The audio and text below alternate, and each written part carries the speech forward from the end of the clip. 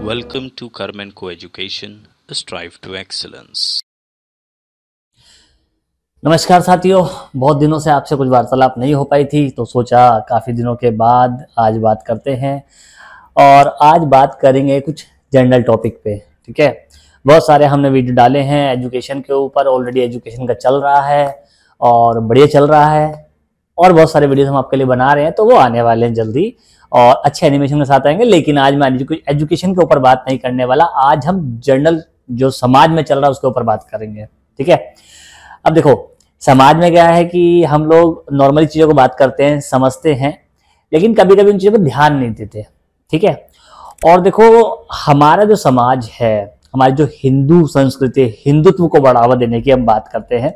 कई लोग मैंने देखे हैं कि हिंदुत्व को बढ़ावा देने की बात करते हैं, लेकिन हिंदुत्व को पहचानते नहीं है, हिंदुत्व को जानते नहीं है। हम बात करते हैं शास्त्रों की, शास्त्रों को समझते नहीं है और शास्त्रों को पढ़ते नहीं है। ठीक, तो मैंने आज से सोचा है कि अब हम लोग शास्त्रों पे, ठीक है, हमारे धर्म पर, ठीक, अनेकों प्रकार के धर्म पर थोड़ा सा बात करेंगे, थोड़ा सा विचार विमर्श करेंगे। हाँ, आपको जो बातें मेरी गलत लगे आप कमेंट सेक्शन में लिखिएगा, और मुझे आपकी जो बातें गलत लगेंगी वो भी मैं कहूंगा।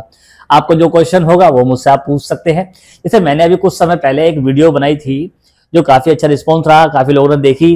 वो वीडियो थी राम जी के ऊपर। हमारे भगवान श्री रामचंद्र के नाम की मुद्रा चलती है, करेंसी तो आप समझते हैं ना।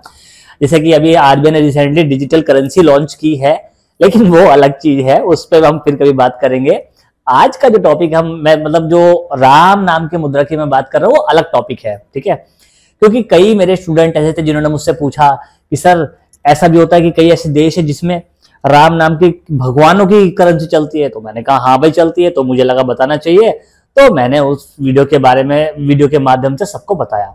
अगर आपको भी उस बारे में जानने की कुछ इच्छा है कि हाँ राम नाम की करेंसी भी चलती है, ऐसे भी देश है जहाँ पे रामचंद्र, भगवान श्री रामचंद्र की करेंसी भी चलती है और लीगल टेंडर में चलती है, तो ऐसे वीडियोस को सुनने के लिए, ऐसी नॉलेज को लेने के लिए मैं वीडियो का डिस्क्रिप्शन में लिंक डाल दूंगा, आप लोग वहां से देख सकते हैं।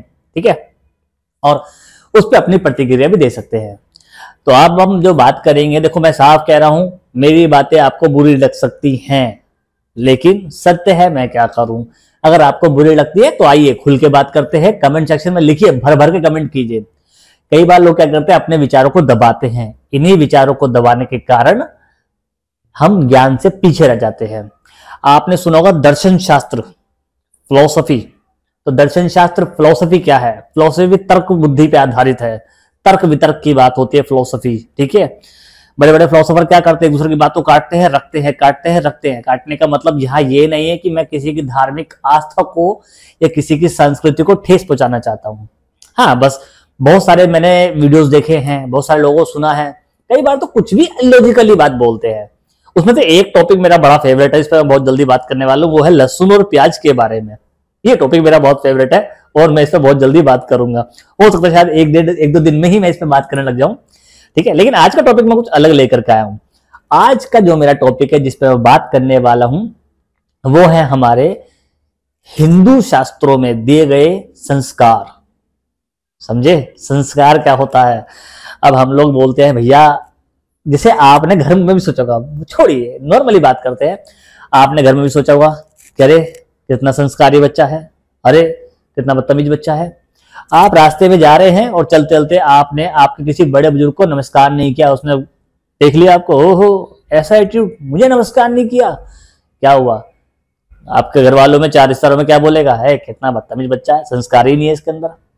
यानी कि क्या बोलते हैं, संस्कार नहीं है इसके अंदर। अब संस्कार डालने का काम किसका बोला गया है? माँ बाप का। तो आता ही ना बात, माँ बाप ने क्या संस्कार दिए तुम्हें, क्या सिखाया माँ बाप ने? तो संस्कार आखिर ये है क्या, जिन्होंने हमारी जान खा रखी है? तो संस्कारों को समझना बहुत जरूरी है। अब देखो मैं एक सिंपल सी बात करता हूँ, बड़ी साधारण सी, अगर समझा जाए तो हिंदू शास्त्रों के अनुसार, और हाँ अगर आपको लगता है कि मैं कुछ ऐसी बयान दे रहा हूँ, पेल रहा हूँ, तो नहीं भाई, आप कमेंट कीजिएगा, मैं आपको विद प्रूफ भी दिखाऊंगा।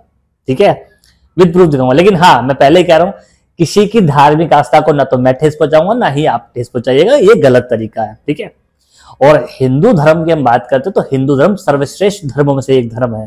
ठीक है, धर्म बहुत सारे हैं, बौद्ध धर्म है, जैन धर्म है, सिख धर्म है, ठीक है, ईसाई धर्म है, बहुत सारे धर्म हैं, लेकिन उन सब में सर्वश्रेष्ठ धर्म जो माना गया हिंदू धर्म को माना गया है।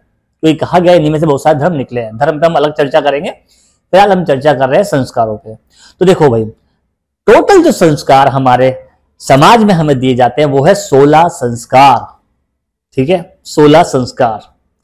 अब ये 16 संस्कार क्या चीज है, क्या भला है, इस बारे में तो समझना पड़ेगा। ठीक है, अब देखो 16 संस्कार की हम बात करें तो पहला संस्कार ही अगर हम बात करें तो पहला संस्कार कौन सा संस्कार है? क्या बच्चे का झूठ ना बोलना संस्कार है?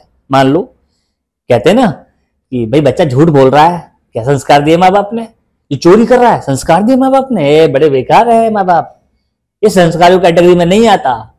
पहले समझना पड़ेगा कि संस्कार की कैटेगरी में क्या आता है, क्या होते हैं हमारे संस्कार, उन्हें समझना पड़ेगा। ठीक है, और संस्कार जब आते हैं, संस्कार जब होते हैं तो उन्हीं से ही, देखो संस्कार की शुरुआत होती है एक तरह से जीवन उत्पत्ति से, समझे? जीवन उत्पत्ति ही संस्कार है। अब ऐसा नहीं कोई बच्चा पैदा हो गया तो वो संस्कार हो गया, ठीक है, वही संस्कार बन गए, नहीं, ऐसा भी नहीं होता है।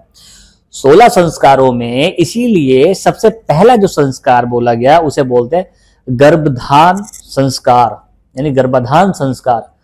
जब एक पुरुष एक महिला एक नए जीवन की उत्पत्ति के लिए गर्भ धारण करते हैं, ठीक है, तो उसको बोला गया संस्कार।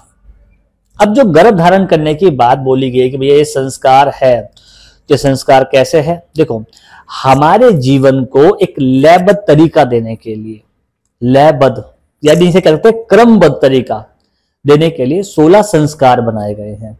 और इन संस्कारों का जो वर्णन किया गया है वो हमारे हिंदू धर्म के शास्त्रों में किया गया है। ठीक है, देखो हमारा जो संसार है उसमें मनुष्य को पाप और अज्ञान, एक होता पाप, कहते हैं पाप पुण्य क्या है, इस पर हम बाद में बात करेंगे, फिलोसॉफिकल टर्म है कि पाप, अज्ञानता, इन सबसे दूर रखने के लिए, ठीक है, और आचार विचार रखने के लिए, ज्ञान विज्ञान की भावनाओं में बहने के लिए, उसमें संयुक्त होने के लिए मुख्य रूप से हम कह सकते हैं कि इन चीजों को हमने कुछ भागों में विभाजित किया हुआ है और इसे जीवन को क्रमबद्ध तरीका देने के लिए, ठीक है, यानी कि आपके जीवन में स्टेप बाय स्टेप चीज चलनी चाहिए, एक स्टेप होना चाहिए आपके जीवन में।